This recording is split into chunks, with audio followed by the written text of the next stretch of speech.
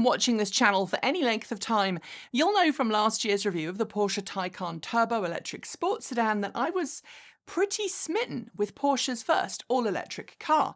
It was powerful, it was quick, it handled like it was on rails, it broke the laws of physics, and it charged at an insanely high power level. And it made me do this.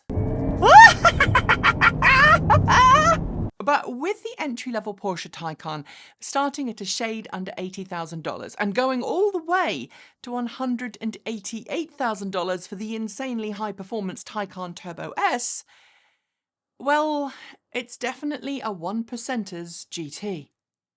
Today, Porsche's slightly less elitist sibling, Audi, revealed its first all-electric GT in the form of the Audi e-tron GT. And if the Audi e-tron GT looks familiar, it might be because Audi has spent years teasing camouflage video and engineering shots of it, not to mention a cameo in an Avengers movie. Or it might be that the Audi e-tron GT has the same underpinnings as the Porsche Taycan. Both are built on the J1 platform jointly developed by Porsche and Audi for the Volkswagen Group.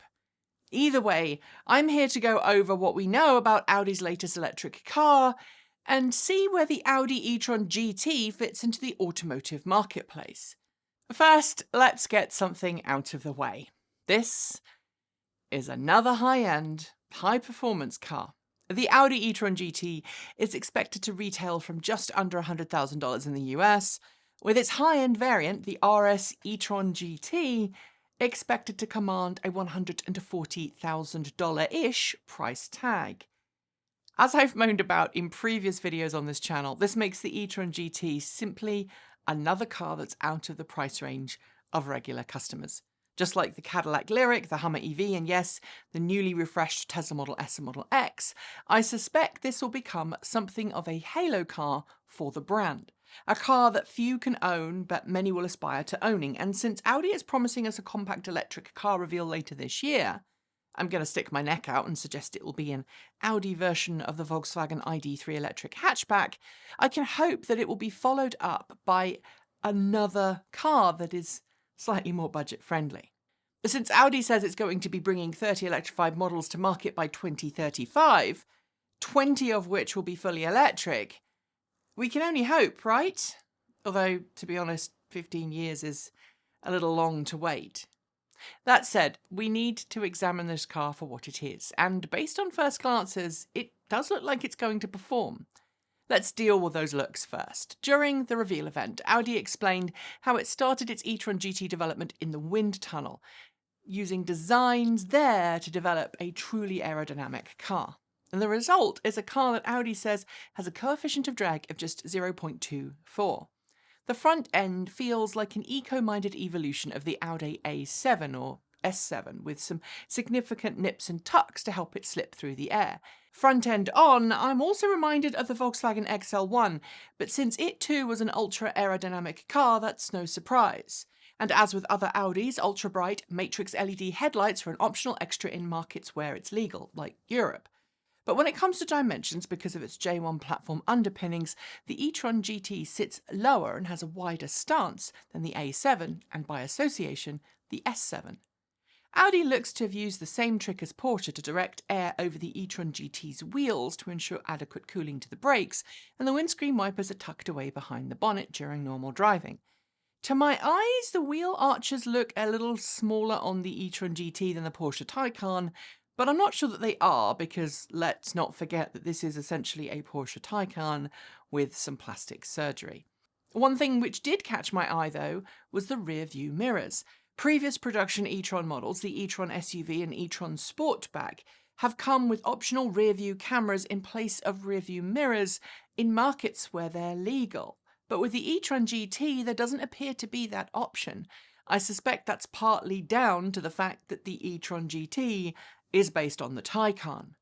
At the rear of the e-tron GT, there's a single-piece LED light cluster that extends from one side of the vehicle to another. As one of my friends who watched the live-streamed reveal noted, it's good to know that it comes complete with Cylon taillights.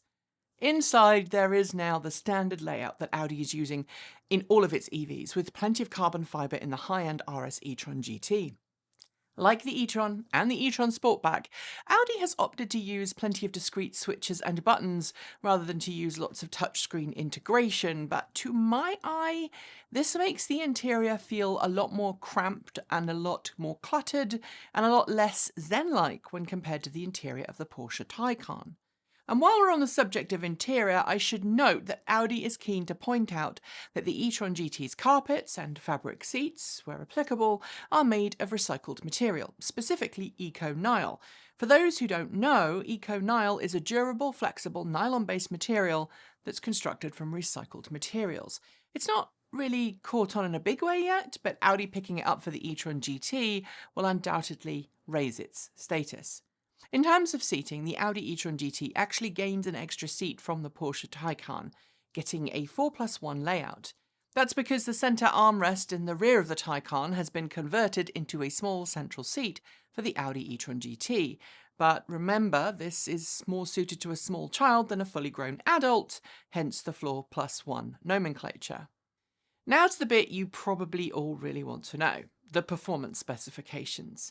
With a 93.4 kilowatt-hour battery pack, that's a nominal figure, its actually usable capacity is closer to 85 kilowatt-hours, Audi claims a range of up to 480 kilometers or 298 miles on the WLTP test cycle. And while a US EPA test hasn't happened yet, Audi says we should see a figure of around 238 miles or 383 kilometers when that happens. Driving the wheels are two motors, giving all-wheel drive, one for each axle, offering 469 horsepower or 350 kilowatts in regular operation. But thanks to the same kind of boost mode that's found in the Porsche Taycan, you can get a temporary 10-second instantaneous access to a total of 522 horsepower or 390 kilowatts, for accelerating or overtaking. Its sprint time, for those who are interested, sits at 3.3 seconds for a 0 to 100 km per hour or 62 miles per hour sprint. Just as the Porsche Taycan, though, has its Turbo S, so too is there a high-trim Audi e-tron GT in the form of the RS e-tron GT. It will launch at the same time as the e-tron GT, but it has a more powerful rear motor, which pushes total system power output of the vehicle to 590 horsepower, which is 440 kilowatts, in regular operation.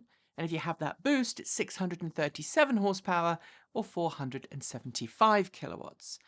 It is 0.2 seconds faster in its sprint time, and it goes on to an electronically limited 250 kilometers per hour, or approximately 155 miles per hour.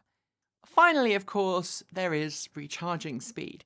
Audi is promising the same battery recharging capabilities as the Porsche Taycan, thanks to the J1 platform, namely a 5 to 80% charge in 22.5 minutes at a compatible 800-volt ultra-fast CCS charging station. Having experienced that charge time myself with the Porsche Taycan, I can attest to it being pretty quick. But like any charging experience, your real-world experience will depend on the temperature of the batteries and the external weather conditions at the time of charging. On that note, I do feel it's worth noting that the Audi e-tron GT will of course also benefit from the insanely complex but very well engineered battery cooling system that's found in the Taycan. For those who want to drive at full speed on the German Autobahn, this is very good news indeed.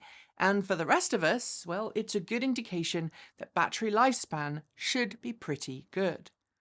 Will the Audi e-tron GT and RS e-tron GT change the automotive industry? No. These are high-end halo cars, as I've already said, but they will provide hardened car fans who have thus far found the Tesla driving experience not connected enough to the road to have an alternative high-performance electric car, assuming, of course, they can afford one. As always, I'm grateful to see more cars enter into the market, and since the e-tron GT is already in production, we should see these on the road pretty soon. More choice is always better. But as I've said way too many times, I just want to see more affordable models as well. What say you? That's it for today. As always, thanks to the folks on my right for being our $15 to $49 a month Patreon supporters.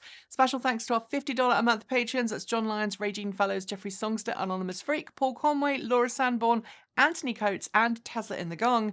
And our deepest gratitude to our $100 a month Patreon supporters. That's Marcel Ward, Reggie Watts, JP Fagerback, Sean Ueda, Will Graylin, and Ian. You can join all of these amazing Patreon supporters by following the links below, or you can send us a donation using one of the links via Ko-fi or Bitcoin. You'll also find a link below to our free Discord server, which is getting more people every day, so sign up and come and join in the fun. And if you're in need of some swag, don't forget to check out our merch over at Redbubble. After the names are finished scrolling, you will see a video suggestion to watch, so please consider giving it a go if you haven't, and I'll be back very soon. Thanks for joining me, and as always, keep evolving!